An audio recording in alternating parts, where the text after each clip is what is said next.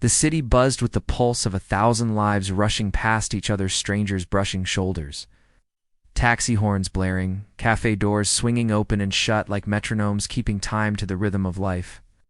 Among the many faces, most remained unnoticed. But on one particular autumn afternoon, something extraordinary began with the most ordinary of gestures. Emily Carter, a 22-year-old nursing student, had just wrapped up a grueling shift at the local hospital. Her backpack was slung over one shoulder, scrubs wrinkled, and her coffee long gone cold. All she wanted was to get home, take a hot shower, and collapse into bed. But as she passed the corner of 7th and Main, she slowed. There he was again, the same homeless man she saw every day for the past month, slumped against the brick wall of an old bookstore, wrapped in tattered blankets, with a cardboard sign that simply read, "I don't want your pity. I want to live again." That line had haunted her. Every day she walked past him, and every day she hesitated, guilt tugging at her chest. But this time was different. Something intuition, fate, divine pull made her stop. He looked up slowly, revealing a gaunt face lined with hardship. His eyes weren't begging. They weren't dull either. They were searching like he'd been. Waiting for someone, Emily knelt down. "Are you hungry?" she asked. "Yeah." He blinked as if unsure he'd heard right, then nodded. "Come on," she said, offering her hand. To her surprise, he took it, his fingers trembling against hers. She led him to the nearby cafe, a cozy little spot called Willow's Nest. Heads turned as they walked in, some with judgment, others with quiet curiosity. Emily ordered 2 hot meals, a bowl of soup, and the strongest coffee they had. They sat in a corner booth, her trying to ignore the stares, him looking uncomfortable but grateful. "What's your name?" Offering him a spoon? He hesitated. "Doesn't matter," he muttered. "It does to me," she said gently. He looked up at her then, and for a brief second the world seemed to freeze. He opened his mouth, then closed it. Finally, in a raspy voice, he whispered, "Nathan." Emily's spoon dropped, her breath caught in her throat. The cafe around her faded into white noise. Nathan, it couldn't be. Not him. Not the name she had tattooed in invisible ink across her childhood, sealed in every bedtime story, every memory, every ache. Nathan. What? She dared to ask. Nathan Cole. And there it was, the full name. The one she hadn't heard.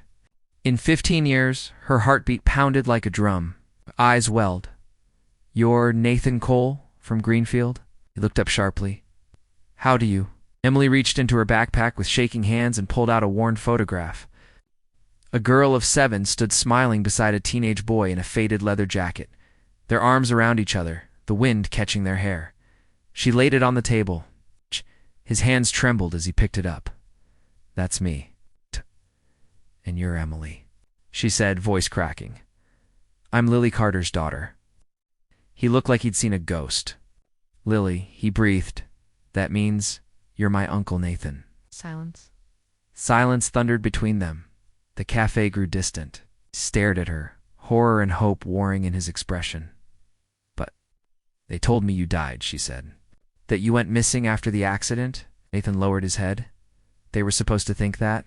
Didn't want to be found. Not after what happened." Her mother's stories came back about the brave teenage brother who took her on motorcycle rides, who once saved a kid from drowning, who vanished one night after their parents died in a car crash. No note, no trace, just gone. "Why?" she whispered. "Why did you disappear?" Nathan closed his eyes.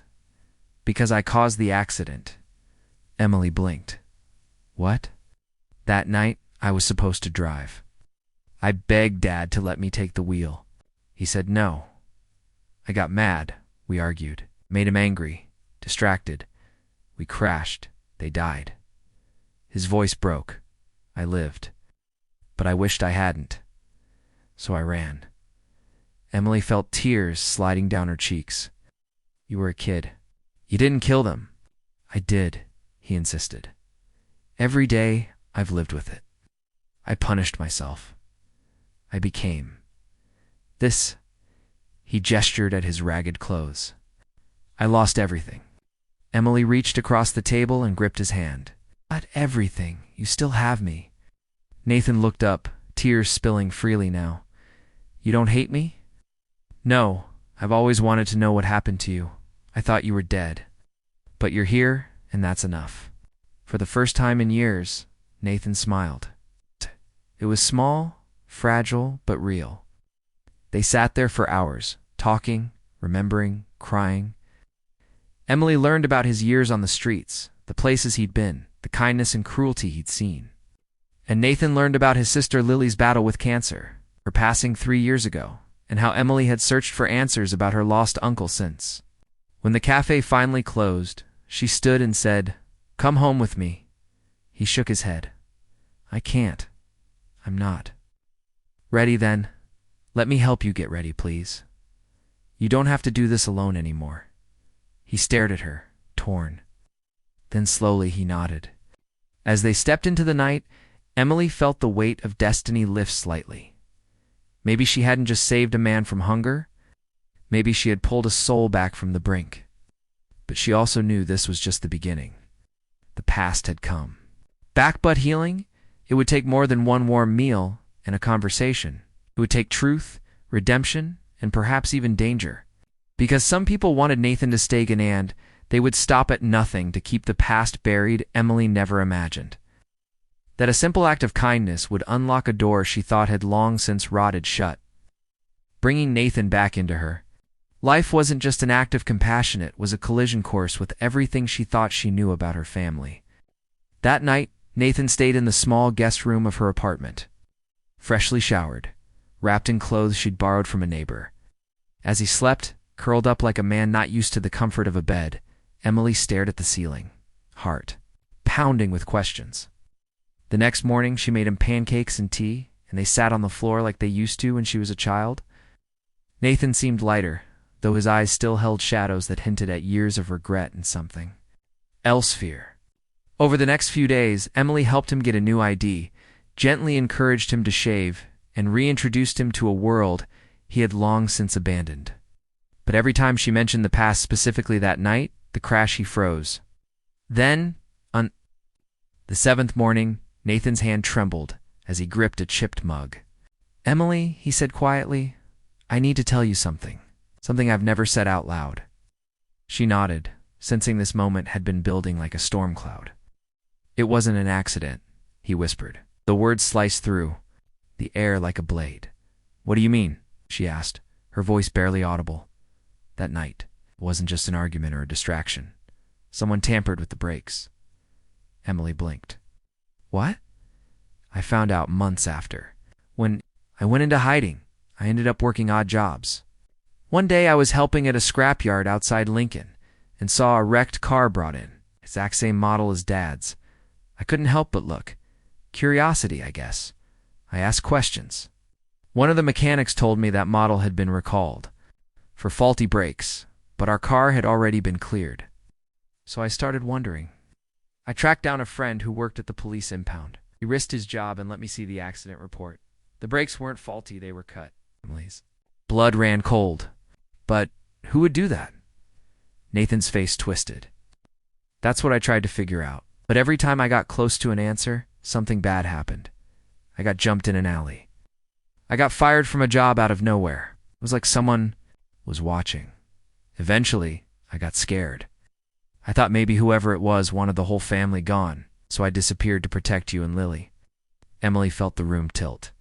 All her life she thought she'd lost her uncle to grief and guilt, but now it seemed he had sacrificed everything to keep them safe. "Why didn't you come forward later?" she asked. "Because I didn't have proof, and I knew no one would believe a homeless drifter." He looked at her with haunted eyes, and part of me thought maybe I was wrong. Maybe I was just trying to make sense of a senseless tragedy. But Emily wasn't convinced it was paranoia. She remembered things to how her mother had grown distant after the crash. How she had once said some things are better left buried when Emily asked about her grandparents. What if Lily had known the truth? What if she had carried the same fear? That day, Emily began digging. She went to the local courthouse, combed through police archives, contacted old family friends. and even tracked down the mechanic who serviced their car back then. Most people brushed her off. But then, a breakthrough came from an unlikely place. An elderly neighbor, Mrs. Whitman, remembered something odd. "Your granddad took out a massive life insurance policy just 2 weeks before the accident," she said, knitting in her front yard. "On both him and your grandma. Thought it was strange. But he said he was just being careful." Emily found the old insurance files buried in a storage facility downtown. The beneficiary wasn't her mother or Nathan. It was a name she didn't recognize. Charles Danning. She searched him online. Charles Danning was her grandfather's former business partner. He'd been accused of embezzlement back in the 90s, but avoided jail through a private settlement. He was the CEO of a massive security firm, and from what Emily could see, extremely rich. She showed Nathan the papers that night. His hands shook as he stared at the name. "I knew it," he murmured.